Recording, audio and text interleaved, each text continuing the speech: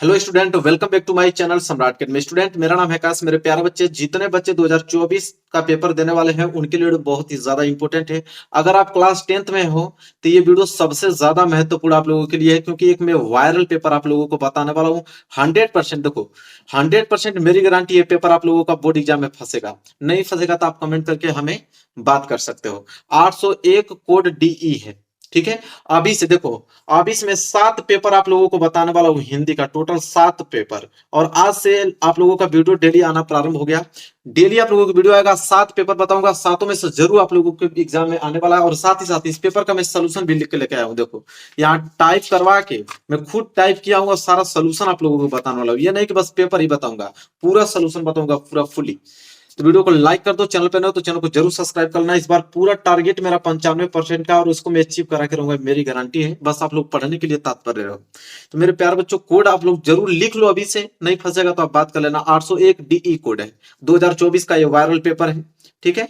और बात अगर हम करें तो 70 नंबर का आप लोगों का पेपर पूछा जाएगा, और समय आप लोगों का 3 घंटा 15 मिनट का समय रहेगा। यहाँ पे निर्देश दिए हुए हैं, निर्देश आप लोग पढ़ लेना। पेपर कहां से स्टार्ट होता है मैं आपको बता रहा हूँ। देखो, सबसे पहले आप लोगों का खंड अ आएगा, ठीक है। तो खंड अ में तो आपके ऑब्जेक्टिव क्वेश्चन आएंगे। पहले ऑब्जेक्टिव क्वेश्चन देख लेते हैं, इसके बाद मेरे प्यारे बच्चों देखो सब्जेक्टिव क्वेश्चन के भी नोट है। Hindi paper 2024 code 801 D E solution, पूरा सोल्यूशन में पूरा संपूर्ण वीडियो आप लोगों के लिए बनाऊंगा। 7 वीडियो सिर्फ हिंदी की आएगी और संपूर्ण हल के साथ, बस वही पढ़ के आपको जाना है, ठीक है। तो खंड अ, बहुविकल्पीय प्रश्न, वस्तुनिष्ठ प्रश्न, ठीक है। हर एक प्रश्न 1 नंबर का रहेगा। देखो, सबसे पहले अगर हम बात करें पहला प्रश्न, वीडियो को लाइक जरूर कर देना क्योंकि बहुत मेहनत से वीडियो बनाई गई है। तो पहला प्रश्न देखो, पंडित प्रताप नारायण मिश्र लेखक हैं। तो पंडित प्रताप नारायण मिश्र लेखक हैं, तो भारतेंदु युग के लेखक हैं। बी वाला ऑप्शन जो है सही हो जाएगा। दूसरा प्रश्न देखो, गुनाहों का देवता क्या है? गुनाहों का देवता रचना की विधा है। तो किस विधा की रचना है गुनाहों का देवता? तो आप लोगों का उपन्यास विधा की रचना है। बी वाला ऑप्शन क्या हो जाएगा? सही हो जाएगा। इसी तरह तीसरा प्रश्न अगर हम देखें, तीसरा प्रश्न है कि हंस पत्रिका के संपादक थे। हंस पत्रिका के संपादक कौन थे? ऑप्शन ए पे क्लिक करना, मुंशी प्रेमचंद्र जी, ठीक है। ये सारे ऑब्जेक्टिव आपको याद होने चाहिए, बता दे रहा हूं, तभी आप 70 में 70 नंबर लेके आओगे। चौथा है कि कलम के सिपाही की विधा है। तो कलम के सिपाही जो रचना है वो किस विधा की रचना है, ठीक है। तो इसका राइट आंसर हो जाएगा ऑप्शन नंबर सी, जीवनी विधा की रचना है। पांचवा प्रश्न देखिए, पांचवा प्रश्न है कि लहरों के राजहंस के लेखक हैं। तो लहरों के राजहंस के लेखक मोहन राकेश हैं। बी वाला ऑप्शन जो है वो सही हो जाएगा। देखो क्वेश्चन नंबर 6, आचार्य रामचंद्र शुक्ल एक हैं, कवि हैं, उपन्यासकार हैं, आलोचक हैं कि नाटककार हैं? सबको मालूम है कि आलोचक हैं। आचार्य रामचंद्र शुक्ल एक क्या है? आलोचक हैं। सी वाला ऑप्शन सही हो जाएगा। सातवां प्रश्न, आकाशदीप के लेखक हैं। आकाशदीप के लेखक कौन हैं? तो सी वाला ऑप्शन पे क्लिक करना, जयशंकर प्रसाद जी हैं। आठवां प्रश्न देखो, मैला आंचल, मैला आंचल के रचनाकार हैं। तो मैला आंचल के रचनाकार ऑप्शन बी पे क्लिक करना, फणीश्वर नाथ रेणु, ठीक है। चलो क्वेश्चन नंबर 9 देखो, क्वेश्चन नंबर 9 है कि केशव दास, केशव दास काव्य धारा के कवि हैं। मतलब किस काव्य धारा के कवि हैं केशव दास? तो वो हो जाएंगे आपके रीतिबद्ध, रीतिबद्ध काव्य धारा के कवि हैं। क्वेश्चन नंबर 10वां देखो, रामचंद्रिका रचना है, रामचंद्रिका रचना है, केशव दास जी की रचना है। तो पहला वाला ऑप्शन सही हो जाएगा। और 11वां प्रश्न देखो क्या है कि करुण रस का अस्थाई भाव है। करुण रस का अस्थाई भाव क्या है? तो बी पर क्लिक करना, शोक होता है। करुण रस का अस्थाई भाव शोक, ठीक है। देखो प्रश्न नंबर 12 कि सोहत ओढ़े पीत प्याट श्याम सलोने गात, मनो नीलमणि शैल पर आतप परियो प्रकाश। कह रहा है कि उपयुक्त पंक्तियों में अलंकार है, मतलब इस पंक्ति में कौन सा अलंकार है, ठीक है। तो इसमें उत्प्रेक्षा अलंकार है। सी वाला ऑप्शन सही हो जाएगा। बात करें अगला प्रश्न, प्रश्न नंबर 13वां कि रोला छंद में कुल कितने चरण होते हैं? तो रोला छंद में कुल कितने चरण होते हैं मेरे प्यारे बच्चों? 4 चरण होते हैं। तीसरा वाला ऑप्शन जो है वो सही हो जाएगा। इसके बाद अगर हम बात करें क्वेश्चन नंबर 14, क्वेश्चन नंबर 14 है अधिग्रहण शब्द में उपयुक्त उपसर्ग है। अधिग्रहण में उपसर्ग क्या है ये पूछ रहा है। तो अधिग्रहण मतलब अधि है, जो आगे आता है वही उपसर्ग होता है। अधि आगे आया, उपसर्ग है। चलो 15वां प्रश्न देखो, प्रत्यय के कितने भेद हैं? तो प्रत्यय के कितने भेद होते हैं? 2 भेद होते हैं। ये वाला ऑप्शन क्या हो जाएगा? सही हो जाएगा। क्वेश्चन नंबर 16 है कि तिरंगा में कौन सा समास है? तो तिरंगा में तो 3 रंगों का समास है, तो तिरंगा में हो जाएगा आपका द्विगु समास। ठीक है। 17वां प्रश्न देखो, 17वां प्रश्न है कि प्रत्येक शब्द में कौन सी संधि है? तो प्रत्येक अगर मैं शब्द में देखूं तो कौन सा संधि है? तो ये तो यड़ संधि का उदाहरण, बी वाला ऑप्शन सही हो जाएगा। ठीक है, 17 क्वेश्चन तक क्लियर हुआ। देखो 18वां प्रश्न, खीर का तत्सम रूप है। ठीक है, तो खीर का तत्सम रूप क्या होता है? क्षीर होता है। ठीक है, बी वाला ऑप्शन। 19वां, युष्मभी, युष्माभीय रूप है युष्मद शब्द का कौन सा रूप है? ठीक है, तो आपका तृतीय विभक्ति बहुवचन है, पहला वाला ऑप्शन सही हो जाएगा। 20वां ऑब्जेक्टिव क्वेश्चन कि हसियतः धातु का वचन और पुरुष आपको बताना है। तो ये हो जाएगा द्विवचन मध्यम पुरुष, द्विवचन मध्यम पुरुष है। तो यहां तक 20 ऑब्जेक्टिव क्वेश्चन हमने आप लोगों को अच्छे तरीके से बता दिया। अब यहां से आप लोगों के वर्णनात्मक प्रश्न स्टार्ट होते हैं। देखो पूरा सोल्यूशन बताने वाला हूं। देखो खंड ब में आपके 50 नंबर के वर्णनात्मक प्रश्न रहेंगे। देखो प्रश्न नंबर 21वां, 20 के बाद 21वां नंबर आता है। 21वां नंबर में दिया है कि निम्नलिखित गद्यांशों पर आधारित 3 प्रश्नों के उत्तर दीजिए। ठीक है, तो देखो 3 प्रश्नों के उत्तर देना है, ये आपका गद्यांश है। मित्रता के लिए आवश्यक नहीं है कि 2 मित्र एक ही प्रकार का कार्य करते हों या एक ही रुचि के हों। इसी प्रकार प्रकृति और आचरण की समानता भी आवश्यक या वांछनीय नहीं है। 2 भिन्न प्रकृति के मनुष्यों में बराबर प्रीति और मित्रता रहती है। ठीक है, तो ये पूरा का पूरा क्या आप लोगों का एक गद्यांश है, और इसके नीचे 3 प्रश्न दिए हुए हैं। पहला, प्रस्तुत अवतरण का संदर्भ लिखिए। दूसरा, रेखांकित अंश की व्याख्या कीजिए। तीसरा, राम और लक्ष्मण के स्वभाव में क्या अंतर है। ठीक है, ये तीनों का हमें उत्तर अगर दोगे तो कितना नंबर मिलेगा? 6 नंबर। अगर ये नहीं करना चाहते हो क वाला, तो आपके एक ऑप्शन और दिया है अथवा करके, आप ये कर सकते हो। ठीक है, अहिंसा का दूसरा नाम या दूसरा रूप त्याग है, और हिंसा का दूसरा रूप या दूसरा नाम स्वार्थ है।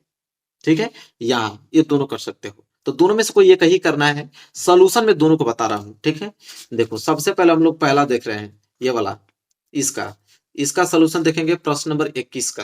तो देखो प्रश्न नंबर 21 का हम लोग सोल्यूशन देखेंगे। तो देखो यहाँ पे प्रश्न नंबर 21, तो प्रश्न नंबर 21 में सबसे पहला प्रश्न क्या था? पहले उसका संदर्भ लिखिए। पहले तो यही था ना। देखो प्रश्न, देखो पहला यही है, प्रस्तुत अवतरण का संदर्भ लिखिए। तो देखो सबसे पहले हम लोग 21वां का पहला संदर्भ कैसे लिखेंगे? देखो, प्रस्तुत गद्य अवतरण आचार्य रामचंद्र शुक्ल द्वारा लिखित एवं हमारी पाठ्य पुस्तक हिंदी के गद्य खंड में संकलित मित्रता नामक निबंध से अवतरित है।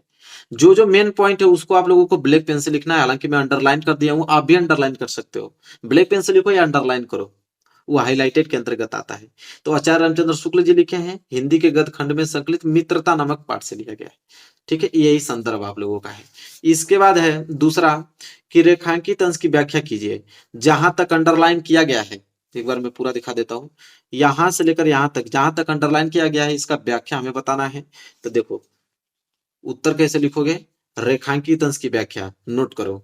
शुक्ल जी कहते हैं कि सच्ची मित्रता के लिए 2 व्यक्तियों के स्वभाव का एक समान होना कोई महत्व नहीं रखता। यदि इसमें महत्व है तो केवल इस बात का है कि दोनों व्यक्ति जो है एक दूसरे से कितनी सहानुभूति रखते हैं, कितने एक दूसरे का केयर करते हैं। यदि वे ऐसा समझते हैं तो विपरीत स्वभाव का होने पर भी उनकी मित्रता सच्ची सिद्ध होती है, और यदि वे ऐसा नहीं समझते तो समान स्वभाव का होने पर भी मित्रता नहीं निभ सकती। ठीक है, राम लक्ष्मण एवं कर्ण दुर्योधन के दृष्टांत इस तथ्य के स्पष्ट उदाहरण है। बस पूरा दिख रहा है, आप स्क्रीन शॉट लो, इसको नोट बनाओ। बस पूरा सोल्यूशन दे रहा हूं। इसके बाद तीसरा प्रश्न देखो क्या है। तीसरा प्रश्न है, राम और लक्ष्मण के स्वभाव में क्या अंतर है? तो देखो उसका उत्तर यहाँ पे आपको मिलेगा कि राम जो है धैर्यशाली और शांत स्वभाव के थे, जबकि लक्ष्मण की अगर हम बात करें तो उम्र और उत्तेजित स्वभाव वाले, लेकिन स्वभाव की भिन्नता होने पर भी उनमें प्रगाढ़ स्नेह था, मतलब बहुत ज्यादा प्रेम था। बस पूरा सोल्यूशन हो गया। इसके बाद ये अथवा वाला है। पहले तो आप स्क्रीनशॉट लो इसका, यहां से यहां तक स्क्रीनशॉट ले लो। इसके पीछे प्रश्न पूछा गया है। देखो 3 प्रश्न इसमें भी दिया है। प्रस्तुत गद्यांश का शीर्षक लिखिए, रेखांकित अंशों की व्याख्या कीजिए, हमारे नैतिक सिद्धांतों में किस चीज को प्रमुख स्थान दिया गया है। तो तीनों का मैं आप लोगों को बताता हूं, ठीक है। तो देखो सबसे पहले यहाँ पे उत्तर में क्या लिखेंगे, अथवा, और अथवा का सबसे पहले हम लोग पहला लिख रहे हैं। मैं बड़ा कर देता हूं ताकि पूरा स्पष्ट रूप से आप लोगों को दिखे, कोई भी दिक्कत ना हो। सबसे पहले आप क्या लिखोगे, संदर्भ। संदर्भ में लिखोगे, प्रस्तुत गद्यांश हमारी पाठ्य पुस्तक हिंदी के गद्य खंड में संकलित डॉक्टर राजेंद्र प्रसाद द्वारा लिखित भारतीय संस्कृति नामक निबंध से उद्धृत है। मतलब भारतीय संस्कृति जो चैप्टर है उससे लिया गया है, और उसके जो लेखक हैं डॉक्टर राजेंद्र प्रसाद जी हैं। फिर दूसरा प्रश्न क्या था, रेखांकित अंश की व्याख्या। तो स्क्रीनशॉट लिए हो, देख लो कहां तक अंडरलाइन किया गया, उसका व्याख्या है। तो हेडिंग डालोगे रेखांकित अंश की व्याख्या। डॉक्टर राजेंद्र प्रसाद जी कहते हैं कि वेद और उपनिषदों में भी त्याग पूर्वक भोग को महत्व दिया गया है। हम जिन पदार्थों का भोग करें त्याग की भावना से करें, त्याग की भावना से सभी आपसी संघर्ष जो है समाप्त हो जाते हैं, और इसी भावना से व्यक्ति का व्यक्ति से, और व्यक्ति का समाज से, और समाज से, और देश का देश से संघर्ष समाप्त हो सकता है। सभी संघर्ष स्वार्थ या भोग को लेकर होते हैं। यदि हम सभी विरोधों या संघर्षों को समाप्त करना चाहते हैं तो हमें अपनी नैतिक चेतना को इसी तत्व त्याग से ओतप्रोत करना होगा।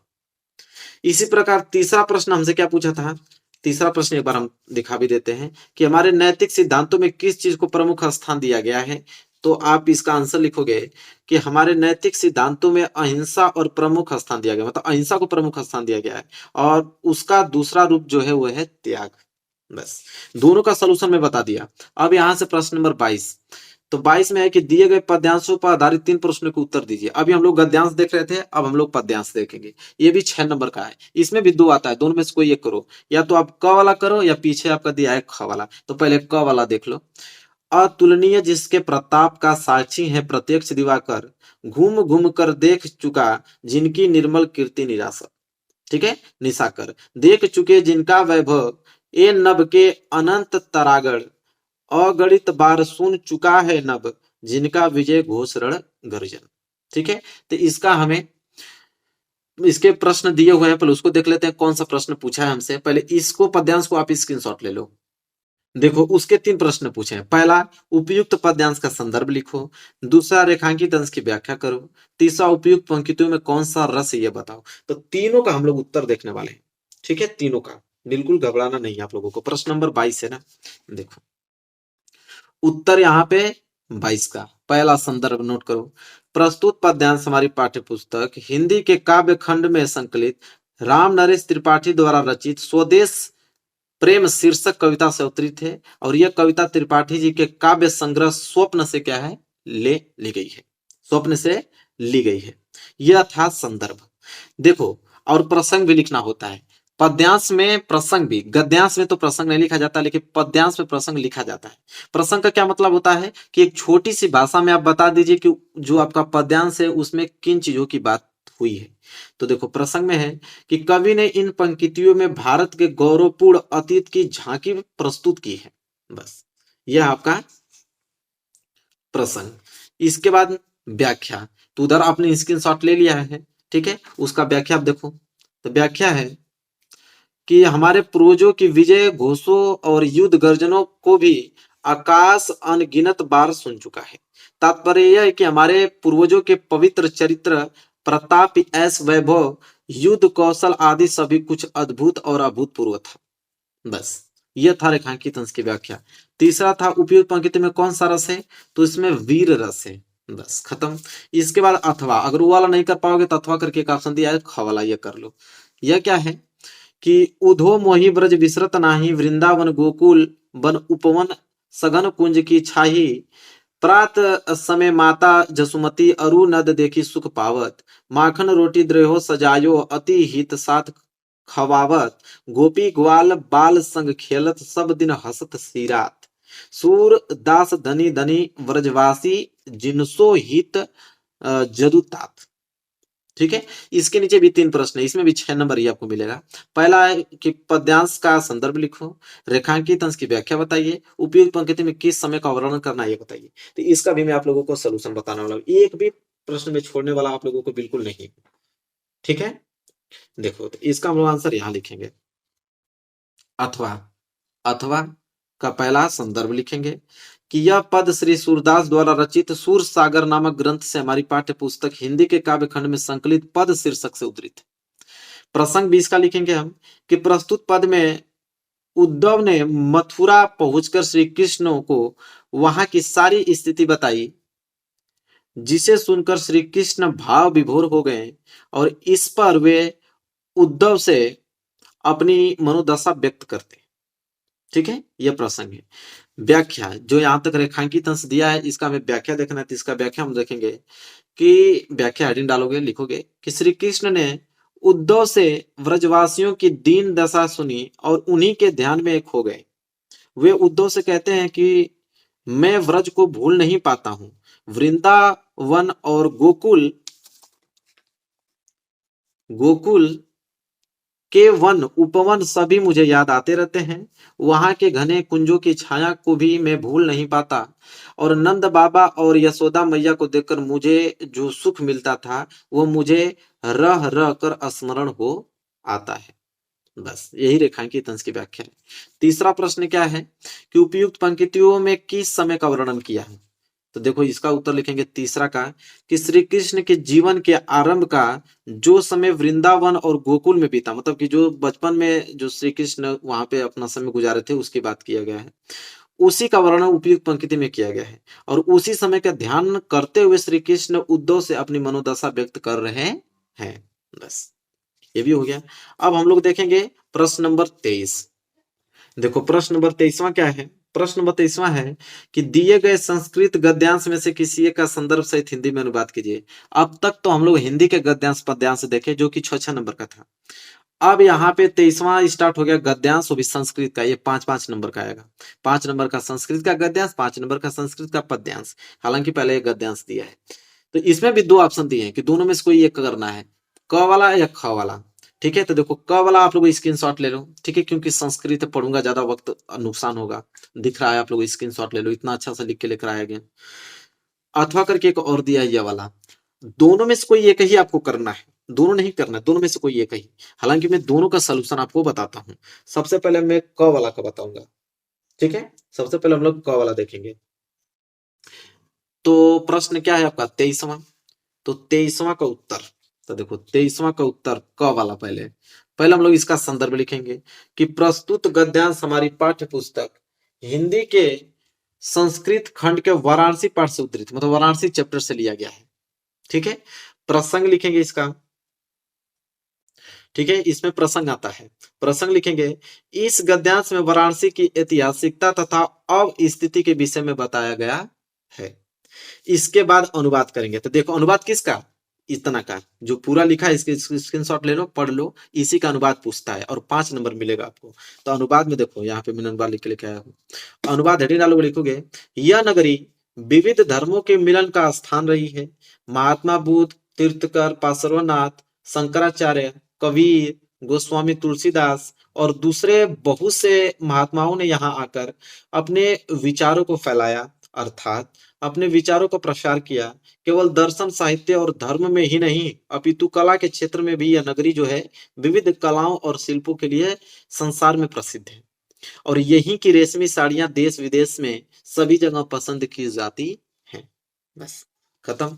अथवा देखो, अथवा करके अगर ये नहीं करना चाहते हो तो ये वाला कर लो। अथवा करके दिया है ये वाला, इसका स्क्रीनशॉट ले लो और इसका भी उत्तर मैं आप लोगों को बता देता हूँ। स्क्रीनशॉट ले लो पहले इसका। देखो इसका उत्तर यहाँ पे है, अथवा का उत्तर। पहले संदर्भ इसका लिखेंगे कि प्रस्तुत गद्यांश हमारी पाठ्य पुस्तक हिंदी के संस्कृत खंड के भारतीय संस्कृति, मतलब भारतीय संस्कृति नामक पाठ से उद्धृत है। प्रसंग में लिखेंगे कि प्रस्तुत गद्यांश में हमारी संस्कृति को कर्मवीरों की संस्कृति बताया गया है। इसके बाद अनुवाद, अनुवाद किसका, उसी गद्यांश का जो यहाँ से यहाँ तक है उसका पूरा अनुवाद देखेंगे हम लोग। तो पहली लाइन तो यहाँ से अनुवाद नहीं डालो कि यह कर्म में संलग्न रहने वालों कर्मवीरों की संस्कृति है और यहाँ कर्म करते, इधर है, कर्म करते हुए ही 100 वर्षों तक जीने की इच्छा करनी चाहिए और यह इसकी घोषणा है। पहले कर्म बाद में फल। सबको मालूम, पहले जैसा कर्म करोगे वैसा फल आपको मिलेगा, और ये हमारी संस्कृति का नियम है। और इस समय जब हम लोग राष्ट्र के नव निर्माण में लगे हुए हैं, तो निरंतर काम करना ही हमारा प्रधान कर्तव्य है, और अपने परिश्रम का फल भोगने योग्य, दूसरे के श्रम का शोषण त्यागने योग्य है। बस यह अनुवाद था। इसके बाद मेरे प्यारे बच्चों समाप्त प्रश्न नंबर 24 स्टार्ट हुआ। अब प्रश्न नंबर 24 जो है पद्यांश आएगा। दिए गए संस्कृत पद्यांश में से किसी एक का संदर्भ सहित हिंदी में अनुवाद कीजिए। ये भी 5-5 नंबर के, इसमें भी 2 आते हैं। तो पहला तो इधर दिया है अथवा करके, दूसरा उधर दिया है। तो पहला पहले इसका सोल्यूशन बता देता हूँ, क्योंकि सबका ही सोल्यूशन बता रहा हूं मैं। तो इसको आप नोट कर लो स्क्रीनशॉट लेके। ये प्रश्न नंबर 24 है, इसका हम लोग पहले सोल्यूशन देखते हैं। तो देखो प्रश्न नंबर 24 का उसका उत्तर में सबसे पहले हम लोग संदर्भ लिखेंगे कि प्रस्तुत श्लोक हमारी पाठ्य पुस्तक हिंदी के संस्कृत खंड में जीवन सूत्राणु पाठ से उद्धृत है। कौन? जीवन सूत्राणु पाठ से उद्धृत है। प्रसंग की अगर हम बात करें तो इन श्लोकों में यक्ष के प्रश्नों और युधिष्ठिर के उत्तरों के माध्यम से माता पिता इत्यादि के महत्व को दर्शाया गया। अनुवाद की अगर हम बात करें, अनुवाद किसका? इन्हीं का। इसका अनुवाद करेंगे हम। तो देखो अनुवाद हेडिंग डालेंगे, लिखेंगे यक्ष युधिष्ठिर से पूछता है कि भूमि से महान क्या है, आकाश से ऊंचा कौन है, वायु से अधिक शीघ्रगामी क्या है, तिनके से अधिक दुर्बल छीड़ बनाने वाली क्या है। तो युधिष्ठिर उत्तर देता है कि पृथ्वी से अधिक भारी माता है, आकाश से अधिक ऊंचा पिता है, और वायु से अधिक शीघ्रगामी मन है, दृढ़ से अधिक दुर्बल बनाने वाली चिंता है। बस बात खत्म। हिंदी में अनुवाद हमने कर दिया। इसके बाद देखो, अगर ये तो कर लिए अच्छी बात है, अगर ये नहीं करना चाहते हो तो अथवा करके एक और दिया है, उसको देख लेते हैं। अथवा करके एक और दिया है कि ये वाला 2 लाइन का, तो इसका भी हम लोग अनुवाद देख लेते हैं कि इसका क्या अर्थ निकलता है। तो इसका देखो अथवा का अर्थ देखो, इसका अनुवाद देखो कि अगर युद्ध में तू मारा जाएगा तो तुझे स्वर्ग की प्राप्ति होगी, और अगर युद्ध में तू जीत जाएगा तो पृथ्वी का राज्य भोगेगा। अतः हे कुंती नंदन, तू युद्ध के लिए निश्चय करके खड़ा हो जा। बस यह अनुवाद है। इसके बाद अगर हम बात करें, ठीक है, तो अगला प्रश्न नंबर 25 है कि अपने पठित खंड काव्य के आधार पर निम्नलिखित प्रश्नों में से किसी एक प्रश्न का उत्तर दीजिए। 3 नंबर के लिए आता है। खंड काव्य है। खंड काव्य बहुत सारे बच्चे होते हैं मेरे प्यारे बच्चों, इसलिए मैं उसका उत्तर नहीं बताया हूं, क्योंकि हर एक डिस्ट्रिक्ट का अलग होता है। आप किस जिले से बिलोंग करते हो तो उसमें आप लोगों का खंड काव्य अलग होता है। बहुत सारे बच्चे अलग अलग डिस्ट्रिक्ट से जुड़े हुए हैं, तो इसलिए मैं इसका सोल्यूशन नहीं बता रहा हूँ। आपके बुक में, आपके क्वेश्चन बैंक में दिया हुआ है कि आप किस डिस्ट्रिक्ट से हैं तो आप कौन सा खंड काव्य एग्जाम में करेंगे।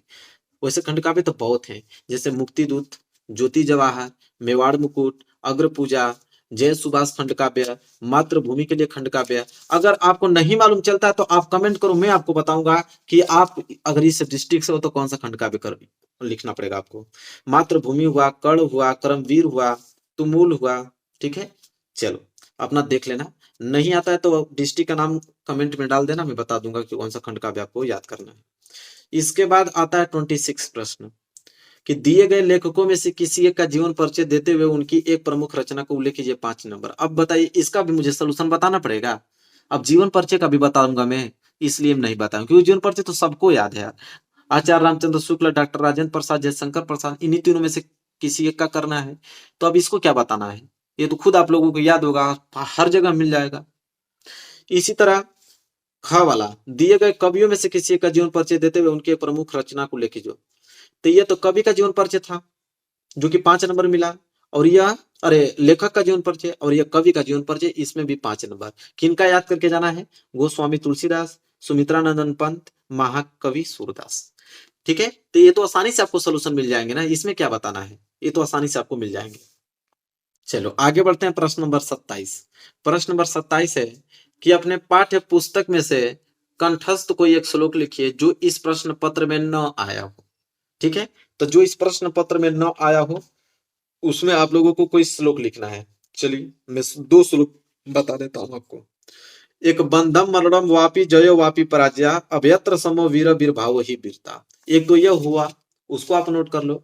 और एक दूसरा यह, सर्वे भवन्ति सुखिनम सर्वे सन्तु निरामया सर्वे भद्राणि पश्यन्तु मा कश्चित् दुःख भाग् भवेत्। ये जो थे ये इस प्रश्न पत्र में नहीं आए थे, इसलिए मैं अलग आपको बता दिया, 2 ठे याद कर लेना। इसके बाद अगला प्रश्न नंबर 28 कि निम्नलिखित में से किन्हीं 2 प्रश्नों के उत्तर संस्कृत में दीजिए। 2 नंबर यहाँ से मिल जाएगा। पहला है पुरुराजा क आसीत, ठीक है, तो इसका उत्तर आप लिखोगे यहाँ पे कि पुरुराजा एक भारत वीर आसीत। इसी तरह दूसरा है वीर केन पूजते, तो आप लिखोगे कि वीर वीरेन पूजते। तीसरा है कि कुत्र मरणम मंगलम भवती, तो आप लिखोगे कि वर्णासम्य मरणम मंगलम भवती। फिर है कि चंद्रशेखर क आसीत, तो आप लिखोगे चंद्रशेखर प्रसिद्ध क्रांतिकारी देशभक्त आसीत।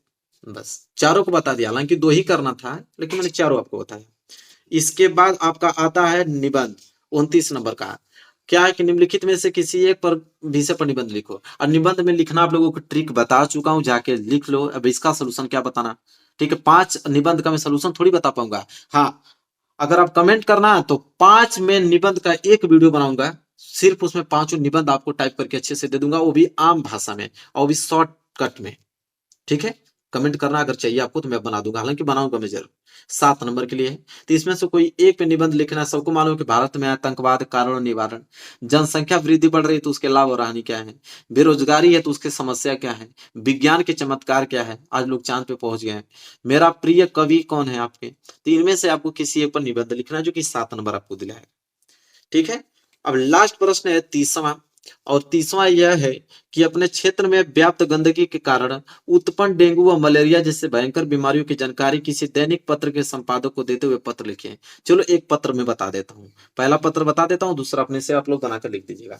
पत्र लिखने का तरीका क्या होता है मेरे प्यारे बच्चों, सबसे पहले तरीका यह होता है कि पहले आप यहाँ अपना नाम लिखोगे, यहाँ पे पहले अपना नाम लिखोगे, तो राकेश शुक्ला नाम लिख दिया।